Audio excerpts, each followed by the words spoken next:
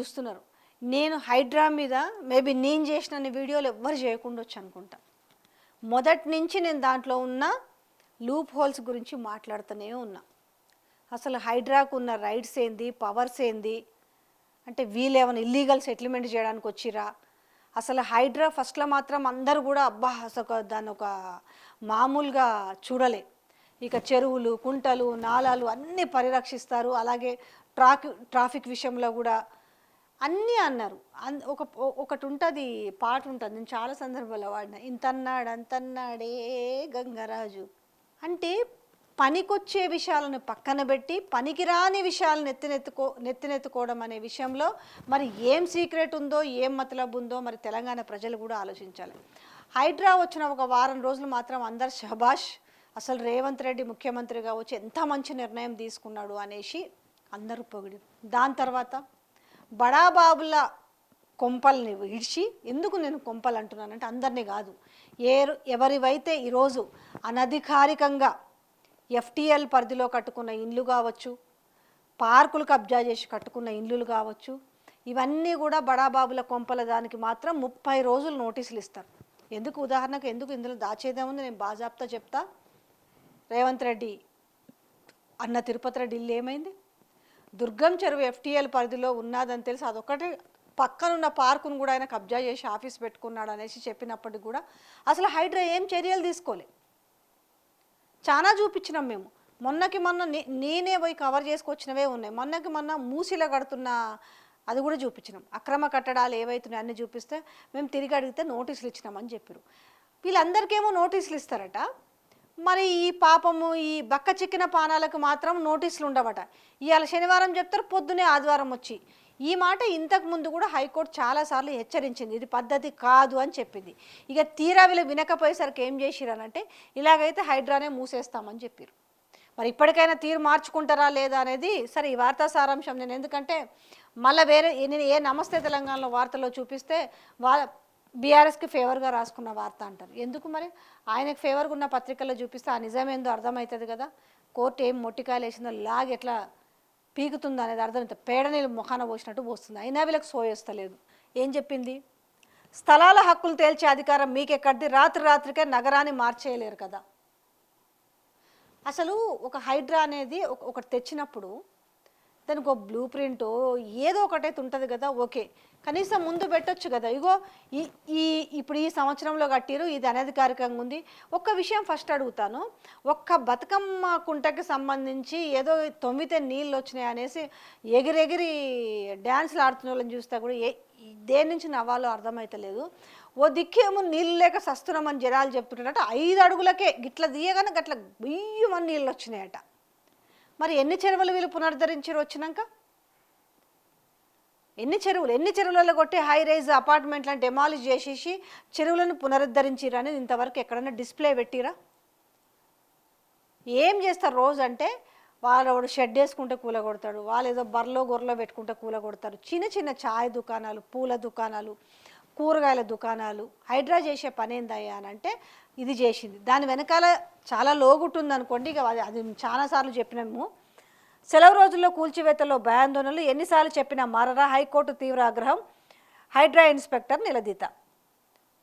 ఇంత చెప్పింది, ఎన్నిసార్లు మీకు చెప్పాలి? ఎందుకు సెలవు రోజులలోనే ఎందుకు కూలుస్తున్నారు? ఎన్నిసార్లు చెప్పినా ఇక ఇంకా మారరా, ఇక ఇట్లనే చేస్తే ఏమన్నారు, ఆ జీవోనే క్యాన్సిల్ చేస్తామని చెప్పారు. 99 నిర్మాణాల కూల్చివేతల వ్యవహారంలో హైడ్రా అనుసరిస్తున్న తీరుపై హైకోర్టు గురువారం తీవ్ర ఆగ్రహం వ్యక్తం చేసింది. జీవో 99కి విరుద్ధంగా వెళ్తే ఆ జీవోను రద్దు చేసి హైడ్రాను మూసివేయాలని ఉత్తర్వులు జారీ చేయాల్సి ఉంటుందని హెచ్చరించింది. దాని తర్వాత హైడ్రాను అడ్డు పెట్టుకొని కొంతమంది వ్యక్తిగత కక్షలతో ఆరోపణలు చేస్తున్నారని, వాటి ఆధారంగా కూల్చివేతలు చేపట్టడం సరికాదంది. కేవలం పత్రాలను చూసి హక్కులను ఎలా తేలుస్తారని, హక్కులు నిర్ణయించే అధికారం ఆ సంస్థకు ఎక్కడుందని నిలదీసింది. నోటీసులు జారీ చేసి వివరణ ఇచ్చేందుకు తగిన గడువు ఇచ్చి చట్ట ప్రకారం కూల్చివేతలు చేపట్టాలని ఎన్నిసార్లు చెప్పినా తీరు మారదని ప్రశ్నించింది. సంగారెడ్డి జిల్లా పటాన్చెరువు మండలం ముత్తంగి గ్రామంలో తన స్థలానికి సంబంధించి సమర్పించిన వివరాలను పరిశీలించగా షెడ్ను కూల్చివేశారని పేర్కొంటూ ఎన్నో పేజీలు ఇచ్చి వార్తను కంటిన్యూషన్లు కూడా చదువుదాం. ఎందుకంటే వీళ్ళకు ఎన్నిసార్లు చెప్పినా కూడా వస్తలేదనే విషయాన్ని వాళ్ళు చెప్తానే ఉన్నారు. ఇది పద్ధతి కాదు అని హైకోర్టు ఎన్నిసార్లు పోయి మొరపెట్టుకున్నా కూడా వీళ్ళు మాత్రం ఈ తీరు మార్చుకోవట్లేదు. సో హైకోర్టులో ఈయనెవరు ఆ ప్రవీణ్ అనే అతను పిటిషన్ దాఖలు చేశారు. దాన్ని జస్టిస్ కె లక్ష్మణ్ గురువారం విచారణ చేపట్టి హైకోర్టు ఆదేశాల మేరకు హైడ్రా ఇన్స్పెక్టర్ రాజశేఖర్ విచారణకు వ్యక్తిగతంగా హాజరయ్యారు.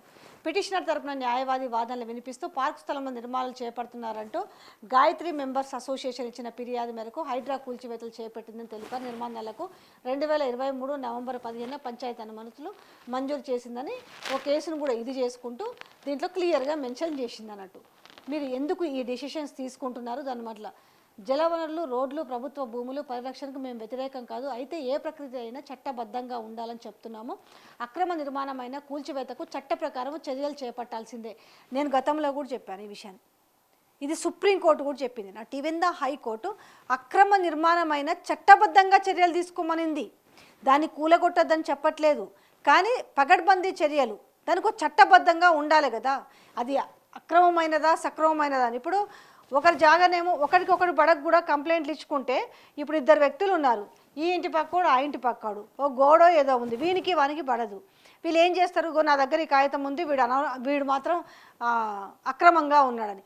కనీసం ఆ కాగితము నిజమా కాదా దానికి సంబంధించిందంతా కూడా వీళ్ళ ఎంక్వైరీ ఉందా లేదా అనేది చలో వాడు ఇచ్చాడు అంటే ఇంచుమించు ఏందనంటే ఈ ప్రైవేట్ సెటిల్మెంట్లలో వీళ్ళు తలదూరుస్తారు. ఒక రకంగా చెప్పాలంటే వీళ్ళ దగ్గర ఉండాలి కదా. ముందు దానికి సంబంధించిన వ్యవహారం అంతా, దానికి సంబంధించిన డేటా అంతా ముందు తీసుకొని వీళ్ళు ఒక డెసిషన్ తీసుకుంటే ఓకే. కరెక్ట్ డెసిషన్ తీసుకుంటే ఈరోజు ఎందుకు హైకోర్టు చెప్తుంది 99 జీవోను కూడా ఎందుకు వాళ్ళు ఈరోజు క్లోజ్ చేస్తామని చెప్తున్నారు? రాత్రికి రాత్రి నగరాన్ని ఏమేమి మార్చాలని సెలవు రోజుల్లో కూడా కూల్చివేతలు చేపడుతూ భయాందోళనకు గురి చేస్తున్నారు. జీవో 99 చదవండి, దాని ప్రకారమే విధులు నిర్వహించాలి. పరిధి దాటి వ్యవహరిస్తే హైడ్రాని మూసివేయాల్సి ఉంటుంది. ఆ పని చేయండి. ముందు బడాబాబుల్ని ఇచ్చిపెట్టి నాలాలని పునరుద్ధరిస్తామని చెప్తారు, చెరువుల్ని పునరుద్ధరిస్తామని చెప్తారు, ట్రాఫిక్ని ఏం చేసారు ఒక్కటి చెప్పు. హైడ్రా వచ్చిన దగ్గర నుంచి ఒకటి వీళ్ళు చేసిన పని ఎవరిదయ్యా ఉందానంటే నాగార్జునది ఒక్కటి ఎన్కన్వెన్షన్. నాగార్జున ఒక ఎన్కన్వెన్షనే ఉందా? ఇంకెన్ని ఉన్నాయి? హైకోర్టు చెప్పింది కూల్చాలనుకుంటే లక్షల అనధికారికంగా కట్టుకునేది. కానీ దాన్ని చట్టబద్ధంగా వెళ్ళేసి ఆడు పెద్దోడా చిన్నోడా దాని చర్యలు తీసుకొని మొత్తం డెమాలిష్ చేసేసి దాన్ని పునరుద్ధరించాలి. కానీ అట్లా కాకుండా ఈరోజు నాకు నచ్చిందే చేస్తా అనే వ్యవహారంగా ఉంటే ఇక్కడ బలవుతున్నది ఎవరు? మామూలు ప్రజలు బలవుతున్నారు. బడాబాబుది కూలిపోతే ఏమవుతుంది? ఏమి కాదు. 1000 కోట్లు పందికొక్కుల్లాగా సంపాదించుకున్న వాళ్ళకి వచ్చే నష్టం ఏమీ లేదు కదా. వచ్చే నష్టం వల్ల ఎవరికి? పాపం పైసా కూడబట్టుకొని కడుపు కట్టుకొని ఒక ఇల్లు ఒక ఫ్లాట్ కొనుక్కుంటే వాళ్ళు నిజాయితీగా కొనుక్కున్నారు. కానీ అది అక్రమం అని ఇచ్చిన అధికారులు అప్పుడు ఇచ్చిన అధికారులను పట్టుకోరావాలి. ఎట్లిచ్చిరు దీనికి పర్మిషన్లు? ఒక ఆర్డీఓ కావచ్చు, ఎంఆర్ఓ కావచ్చు, ఏ పరిధిలో ఉంటే ఆ గ్రామ పంచాయతీ పరిధి కావచ్చు, జిహెచ్ఎంసీ పరిధి కావచ్చు, హెచ్ఎండిఏ పరిధి కావచ్చు, ఆయా అధికారులను నిలబెట్టి కడిగేయాల్సింది పోయి ఇక్కడ వాళ్ళని మాత్రం ఇష్టపెడతాము, ఎవడైతే కొనుక్కున్నాడో వానెమ్మటి పడతామనే దాంట్లో ఆ తీరు బాగలేదు. ఇవాళ కనీసంగా ఎంఎఫ్డిఎల్ ఎక్కడన్నా ఎంఎఫ్డిఎల్ కావచ్చు, ఎఫ్టిఎల్ కావచ్చు, బఫర్ జోన్ కావచ్చు, ముందు ఎక్కడన్నా మీరు ఒక మార్క్ చేసిరా? ఇగో ఇది ఎఫ్డిఎల్, లేదు అనంటే ఇది ఎఫ్టిఎల్, లేదు ఇది బఫర్ జోను. ఎక్కడ ఏమి చేయకుండా మాత్రం ఎక్కడ మీరు ఇప్పుడు సపోజ్ హుస్సేన్ సాగర్ చుట్టూ ఉన్న దాంట్లో ఎక్కడన్నా మీరు మార్క్ చేసిరా? దుర్గం చెరువు ఉంది, దుర్గం చెరువుకి ఎక్కడే అసలు బఫర్ వస్తుంది, ఎక్కడ ఎఫ్టిఎల్ వస్తుంది, లేదా ఎక్కడే ఎంఎఫ్డిఎల్ వస్తుంది, ఏమి ఎక్కడ పెట్టిరు? ఏవీ లేవు. ఎట్లుందంటే నిజంగా వీళ్ళ పరిస్థితి చూస్తుంటే గుడ్డి గుర్రానికి పళ్ళు దోమినట్టుగా ఉంది. ఏదో చేసేసేయాలి, లేకపోతే వాడిని ఒకరిని బెదిరిస్తే మిగతా వాడు సంచులు తీసుకొని వస్తారా, సూట్ కేసులు తీసుకొని వస్తారా అర్థం కాదు. దీనివల్ల ఏమైంది తెలుసా? ఇలా రియల్ ఎస్టేటు నిలువున కుంగిపోయింది. ఎవరిని ఇల్లు కొనుక్కుందామనే భయపడుతున్నాడు, కొందామంటే భయపడుతున్నాడు, అమ్ముకుందామంటే వాడికి అమ్ముకునే పరిస్థితి లేదు. సో ఇప్పటికైనా మరి హైడ్రా తీరు మారుతుందా, లేకపోతే మరి ఈ రకంగానైనా మరి ఇక్కడ రంగనాథ్ గారికి మెదడు ఏమన్నా పనిచేస్తలేదా, లేకపోతే మరి ఇది సీఎం రేవంత్ రెడ్డి ఏదైతే కానీ అన్నాడు కాబట్టి చూసుకుందాం అనుకుంటున్నారు. కానీ మొత్తానికి ప్రజలు ఆగమవుతున్నారు. ఇప్పటికైనా హైడ్రా తీరు మార్చుకోవాలి. ఎందుకంటే హైకోర్టు మొట్టికాయలు వేస్తుంది కదా, ఇంక మీ తీరు మారకపోతే మేమే మూసేస్తాము.